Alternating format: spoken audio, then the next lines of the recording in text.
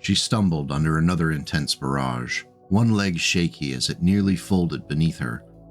But the 100-ton assault mech weathered the storm even while extending its claw-like hands toward the green-painted Lancer battlemech. The pincers opened, and a stream of depleted uranium slugs traced destructive lines from each of the King Crab's autocannon to the Rakshasa's main body. The hot metal ripped into the already weak armor, chewing through support structure and into the ammunition bin that fed the mech's right shoulder missile rack. There are few classic Star League battlemechs quite as beloved as the King Crab. Perhaps it's the unique look, or maybe it's due to the gigantic autocannons. Likely it's a mixture of both, along with other reasons we're sure to cover today. One thing for sure is that this 100-ton behemoth of a battlemech makes its presence known.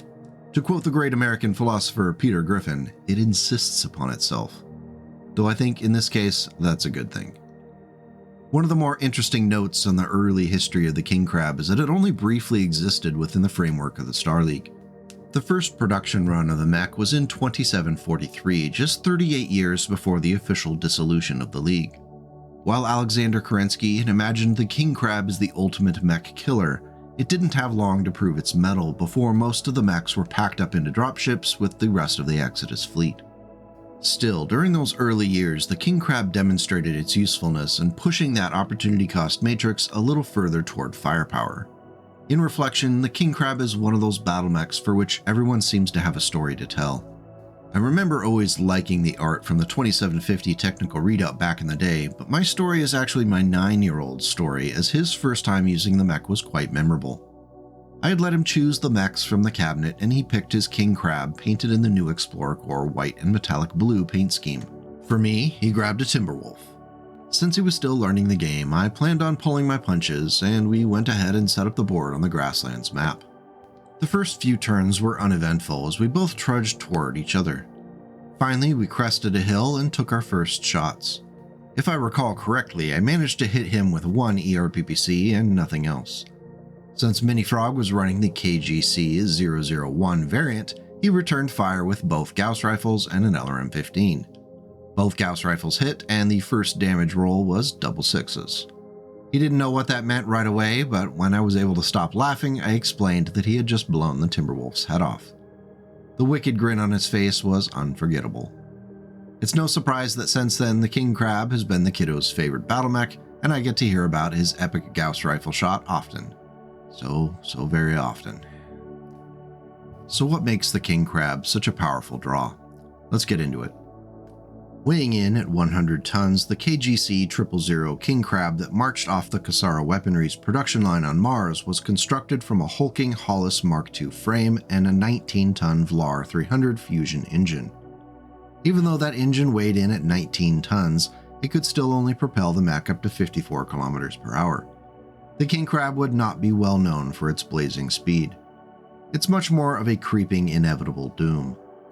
The King Crab's 16 tons of ferrofibrous armor provided 287 points of protection in a demonstration of the advanced technology. For comparison, the KC-000 wasn't as heavily armored as the Atlas D with its 304 points of protection. However, 40 points of armor in that center torso made the King Crab difficult to take down with its standard engine. The addition of case in both the left and right torsos protected the mech and pilot from unseemly ammunition explosions. With its loadout, the King Crab was deceptively durable and dangerous even after taking significant damage to one side or the other. After adding the 15 standard heatsinks, gyro, and cockpit, that left 43 tons for weapons and equipment. The stars of the show for the KGC-000 were obviously the two Imperator D AC-20 autocannons, which could devastate the armor of even assault mechs very quickly. Combined, any target unlucky enough to wander within range was likely not to survive very long. The caveat on that, of course, is that the AC-20s are significantly limited in their range. With 30 tons devoted to massive weapons, the designers knew they needed to add something to the mech to allow it to punch at greater distances while it lumbered closer to its prey. The solution, as much as it can be described as such, was the addition of a Doombud long-range missile 15 system in the left torso. He was fed by a single ton of ammunition. Additionally, a Magma Mark III large laser was placed into the right torso. While the combination of the two is not terrible at face value, the 8 shots of LRM-15 ammunition left the King Crab Tri-Zero at a serious disadvantage once the ammunition stores ran out. With only a single ton of ammunition per AC-20, that's 5 shots per autocannon, 8 shots for the LRMs, and just a large laser. When deployed among SLDF forces and later among the militaries of the Great Houses, this disadvantage was capitalized upon if the King Crab was not properly supported or otherwise isolated on the battlefield. The King Crab really performed best when near logistics lines and among lighter and faster mechs, which could prevent the KC from being swarmed. There is an interesting technical note for the design, and it's in the engineering for the King Crab's arms. In order to fit the AC-20s into the arms and partially into the torsos, the arms needed to be reinforced for additional strength and durability. The form that these changes took gave the mech its signature claw-shaped housings for its autocannons. Able to open and close during combat to protect the barrels, the visual effect was menacing, and more than one Mechwarrior played it up while on parade. I think it's really cool that the mech has those lower arm and hand actuators, which isn't always the case for some later variants. He closed with the King Crab, moving inside its LRM's minimum range and making it hard for the Knight or the Wyvern to engage without risking a blue-on-blue. Ian pulled into his triggers, pouring laser fire into the mech's left arm, slicing into the elbow. Armor bubbled and melted. The shrill cry of Ian's heat alarm blared. He slapped the override and held his shot. The King Crab's left arm fell free, and the Comstar machine staggered right, unbalanced by the loss of 17 tons on its left side.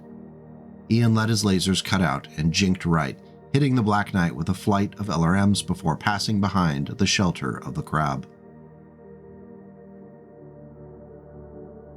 One of the more notable fights involving a King Crab took place in October of 2823, far from the mech's birthplace in the Inner Sphere. When Sarah Mechwarrior, the Khan of Clan Wolverine, defended her clan's right to retain control of the contents of a Brian cache found within Wolverine territory, the Khans of the other clans, specifically Widowmaker, manipulated Nicholas Kerensky into declaring the cache be distributed equally across the clans. Khan Mechwarrior's frustrated response prompted a trial of possession for the cache. Piloting her guillotine and standing next to Sakon Robertson in his Black Knight, Mechwarrior faced down a pair of Clan Widowmaker King Crabs. Outweighed and with only speed on their side, the two Wolverines fought valiantly. The deadly autocannon on the King Crab Mechwarrior was fighting fired. A stream of rounds hit the ground near her and blasted up the leg of her guillotine. The impacts rattled her battle mech as they exploded and ripped armored free. She let go with a spread of short-range missiles and turned hard to the flank to put the King Crab farther away. That autocannon gets a few good hits on me, and this will be over quick. Unfortunately for the Khan and the rest of Clan Wolverine, the two King Crabs won the day and killed Sakon Robertson in the process. Mechwarrior herself was nearly executed by a stomping King Crab foot when Nicholas Kerensky stopped the trial and spared her. Having lost the trial and continually the target of scheming by Khan Carriage of Clan Widowmaker, Mechwarrior and her Wolverines were on borrowed time. Alas, the end of that story is a whole video in itself. Back in the Inner Sphere, there was a minor squabble between neighbors called the First Succession War, which was quite unkind to the two King Crab production lines.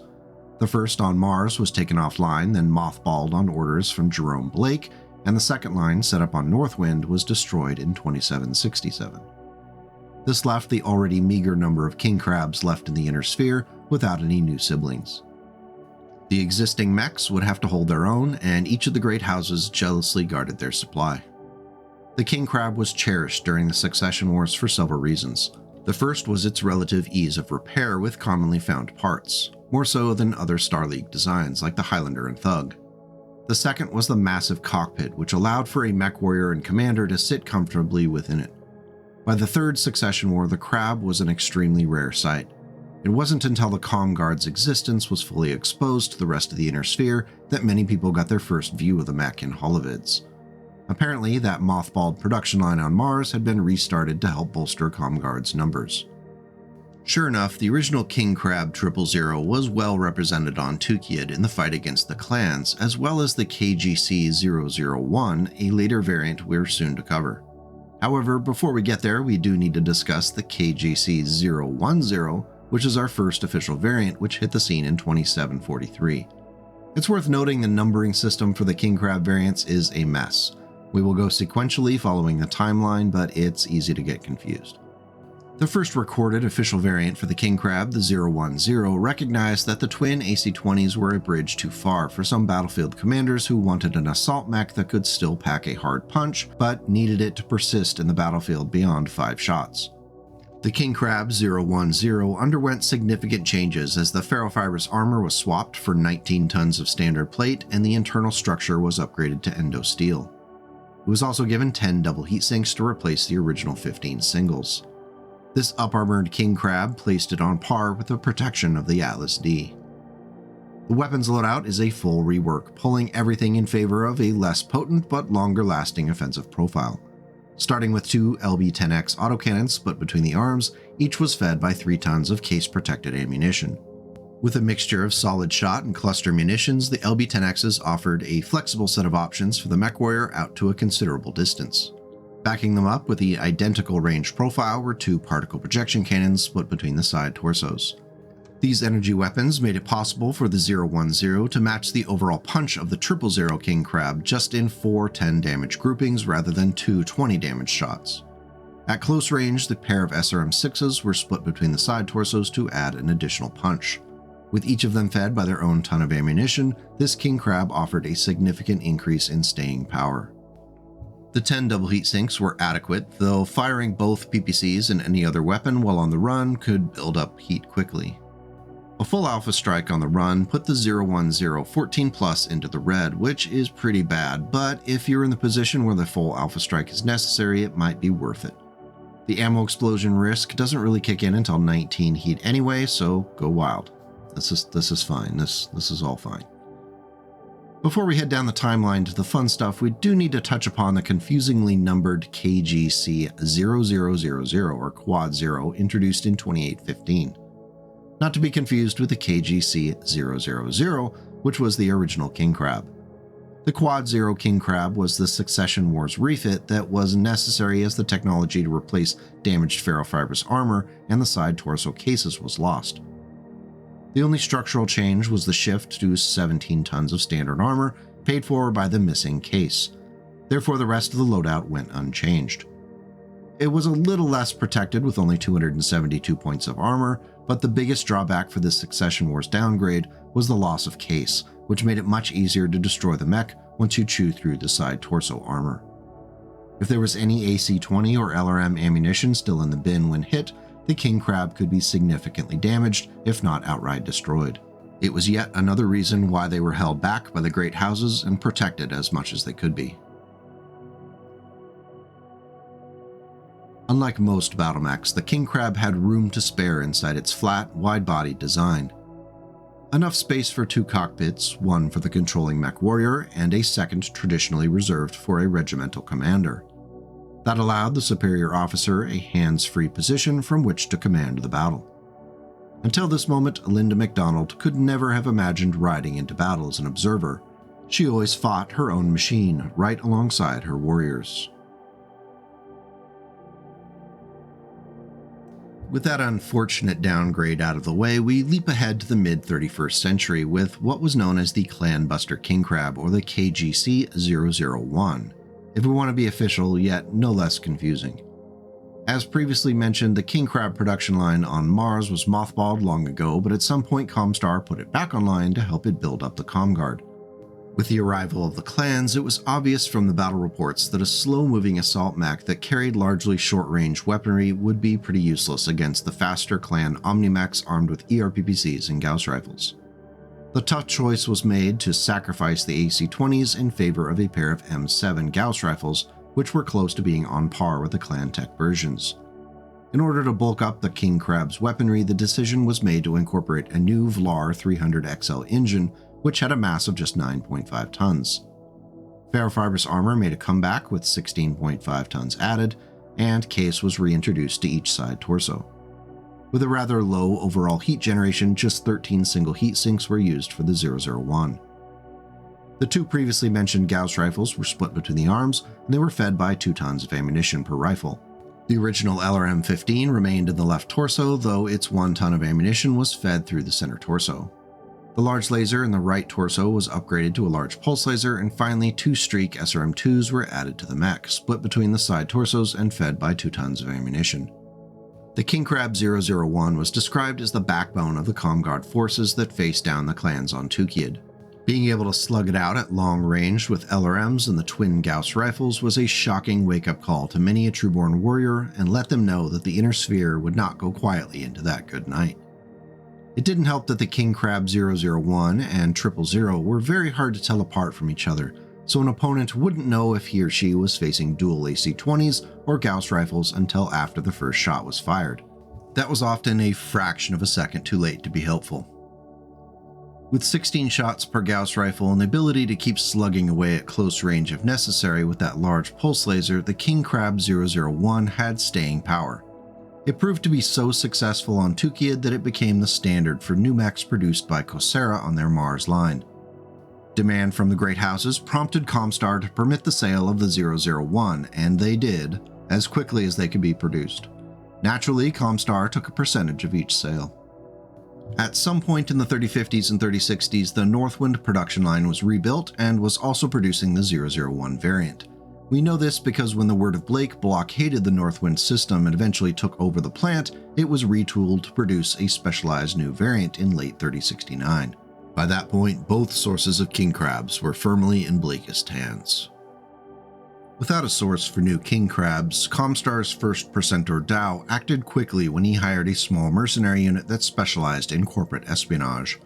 They were tasked with stealing the plans for the King Crab so that it could be produced by Starcore Industries. The future is crab. It cannot be stopped entirely. This is an immutable law of nature. In 3062, a new variant of King Crab was spotted, which was designated the KGC-005. Finally releasing us from the nightmare of variants involving ones and zeros. It was constructed using endosteel but sported 18.5 tons of standard plate armor and a standard engine. In a nod toward the 000, the 005's primary weapons were a pair of LB-20X autocannons split between the arms. Unfortunately, this build required the removal of the hand and lower arm actuators, which meant no clamping for this King Crab. Each of the LB-20Xs was fed by 3 tons of ammunition stored in a case-protected side torso. Backing up the big guns was an ER large laser in the right torso and 2 Streak SRM-4s nestled in the left torso along with 1 ton of ammunition. Finally, an improved C3 computer was added to the center torso. Overall, the 005 variant stood as a potent short-range brawler that lacked many of the drawbacks of the 000. The 12 double heat sinks were plenty for a mech that could only really get into trouble if alpha striking multiple times. I've always been fond of the 005 for its restraint with the standard fusion engine. It's just a shame about the lack of clickety-clack claw hands. Scuttling down the timeline to 3069, we encounter the Word of Blake refit mentioned earlier. The KGC-008 is a mech near and dear my heart thanks to the addition of jump jets which pushed the movement profile to 353. We're already starting off on a good note here, so let's keep going. The 008 benefits from endosteel, a heavy-duty gyro, and a standard fusion engine, though it also strangely has a small cockpit which buys a critical location in the head that will be used by something later. Its 19.5 tons of standard armor maxed out the possible protection with 307 points of armor. The 17 double heat sinks are the most we've seen on a King Crab thus far in the timeline. As we're going to see in the moment, they are going to be needed. The ballistics weaponry was abandoned for the 008 with the installation of 2 heavy PPCs split between the arms. Able to do 15 damage out to 18 hexes, the heavy PPC was the inner sphere's response to the clan ERPPC's damage potential. The drawback, of course, was heat. At 15 heat per shot, firing 2 of them was a surefire way to test your heat sinks. Backing up the heavy PPCs were a couple of light AC-2 autocannons in the left and right torso, which matched the range profile of the larger weapons. They were fed by a single ton of case-protected ammunition in the left torso. The last 2 pieces of offensive weaponry were a couple of ER medium lasers stashed in the mech's head, made possible due to that small cockpit. It's a little bizarre as there are a couple of open critical locations in the right torso which would have allowed for the lasers without a small cockpit, but that's the wacky word of Blake for you. Who knows why they do anything. Finally, because I think we all needed one, the King Crab 008 is our first Operation Sneaky Sneak variant with the installation of a Guardian ECM in the right torso along with an improved C3 computer. Yep, you heard it right, we have a stealth King Crab with jump jets. Under normal use, the 17 double heat sinks would handle the heavy PPCs and autocannon fire while on the run, but once the ER medium lasers are brought into play, some heat management was necessary. The inclusion of the heavy-duty gyro makes the 008 that much more difficult to kill by requiring a third critical hit, and the prospect of seeking that out while being hammered by heavy PPC fire is a rough one. Taking a slight step back in the numbering scheme while also stepping forward a few years in the timeline, we have to address the 100-ton King Crab 007 in the room. Starcore Industries released their version of the classic mech with a litany of new technologies in order to create an even more potent and intimidating design. The mech retained the standard engine and internal structure, but this time carried 18 tons of light ferrofibrous armor, which provided the 305 points of protection, just 2 points shy of the max possible.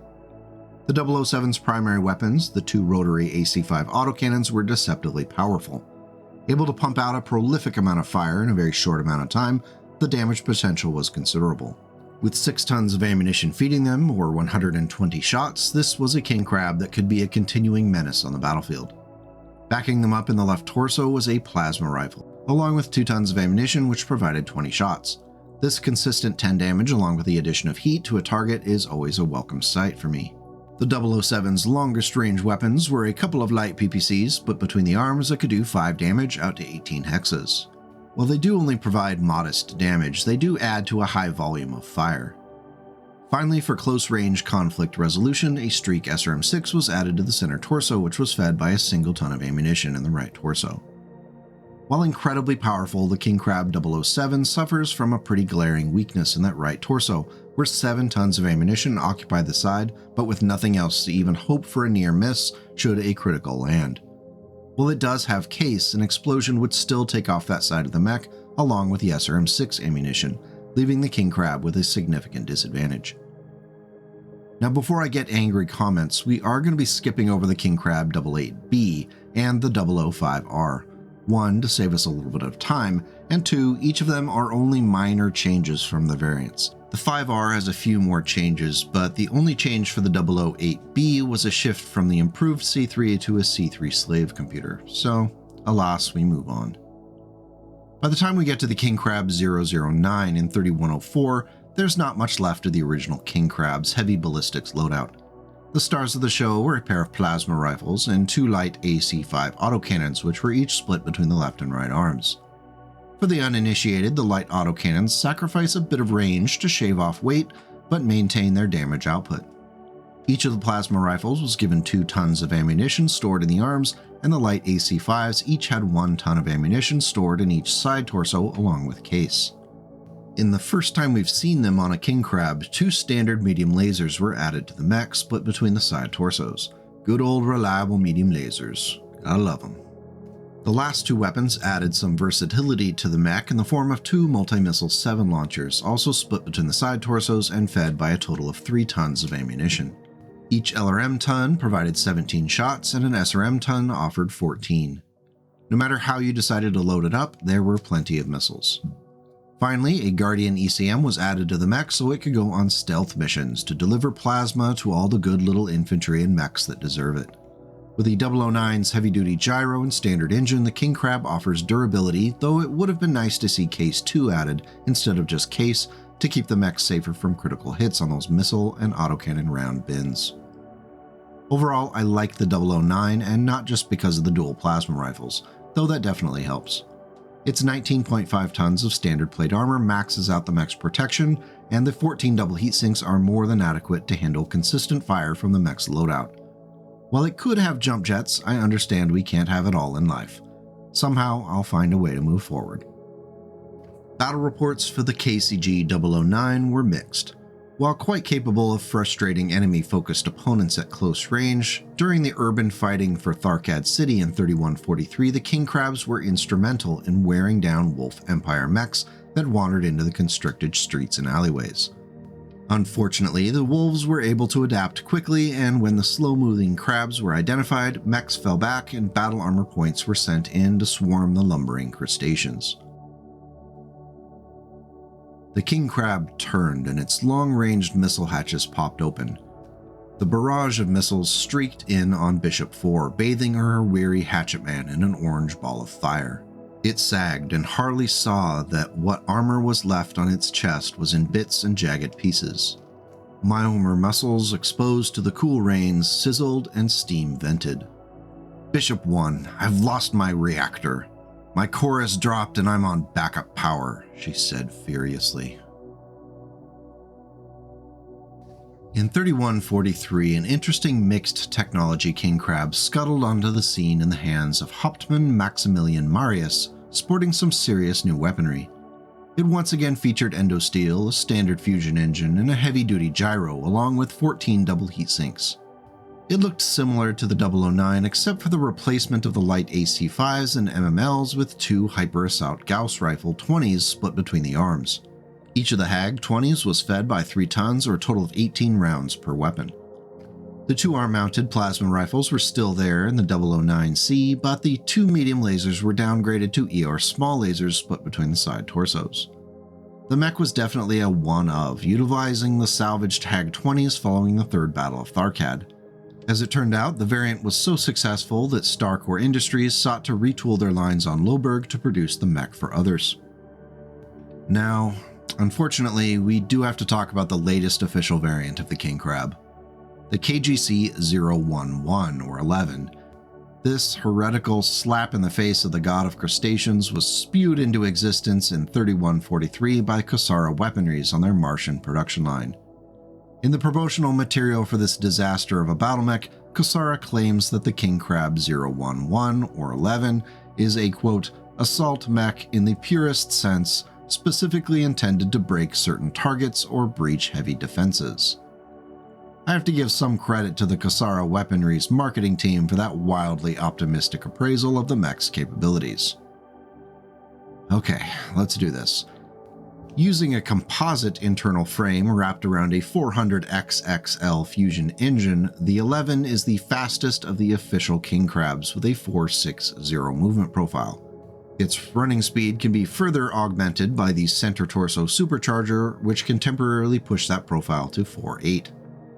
The trade-off for all that speed is 6 engine critical hit locations in each side torso, along with taking double damage on internal structure thanks to the composite frame. The Mechwarrior needs to be feeling very confident with 19.5 tons of standard armor plating because there's only 32 points of protection between that incredibly expensive XXL engine and enemy fire. Let's say for a moment you're not yet with me here on declaring the King Crab 11 an abomination. We can move on to the weaponry, which is sure to be substantial thanks to all the saved mass from the engine, right? Well, unfortunately I have to break your heart again in this case because the loadout is pretty lackluster for all the effort put into getting the mech close to its target.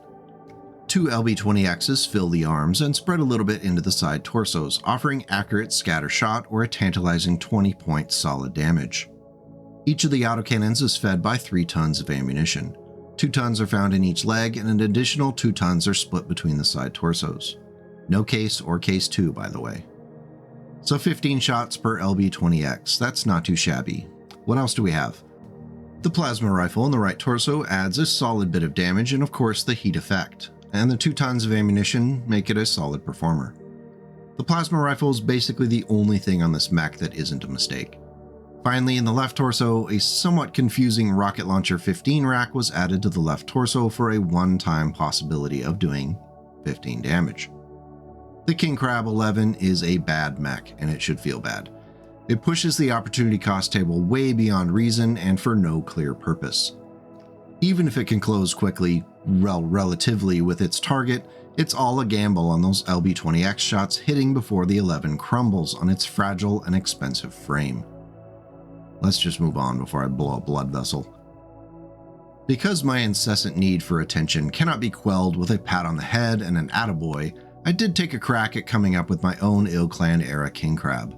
Reminder, this is totally unofficial, non-canon, and not financial advice. There, my legal team says I'm covered. The king crab 1MF mixes in a few clan tech upgrades in order to create a savvy hunter. I retained the standard fusion engine, but the frame was upgraded to clan endo steel. It's protected by 19 tons of standard armor plate and carries 17 inner sphere double heat sinks. They are in service to a primarily energy weapon build and will get a workout. The king crab's primary weapon is a heavy PPC in the right arm aided by a PPC capacitor. Doing between 15 and 20 damage depending upon the capacitor charge provides a powerful punch. It's aided by a plasma rifle in the left arm fed by 2 tons of ammunition. At close range, 3 SRM-6s in the right torso fed by 2 tons of Case 2 protected ammunition will finish what the heavy PPC and plasma rifle started on the way in. Additionally, a pair of Clan Tech medium pulse lasers split between the left and right arms add additional accurate fire. In the case of an all-out alpha strike at close range with a charged capacitor, that's a possible 80 damage if the dice gods smiled upon you with all of the SRMs flying true. That would be a memorable hit. It would leave you at 16 plus heat, but let's be honest, it would probably still be worth it. The king crab 1MF would be a nasty customer at mid and short ranges and hard to pin down thanks to its 3 jump jets. All things considered, I think this is what the IlClan variant should look like. Alas, I don't make such decisions. So why do we love the king crab? It's one of those battle mechs that cannot help but make an impression on the battlefield. From its earliest loadouts, it has demonstrated a value in having an assault on the field that can wipe out an opponent with just one lucky shot. It's shown up in the advertising art for video games, it's popular on Mechwarrior Online, and the CGL sculpt is solid both figuratively and literally.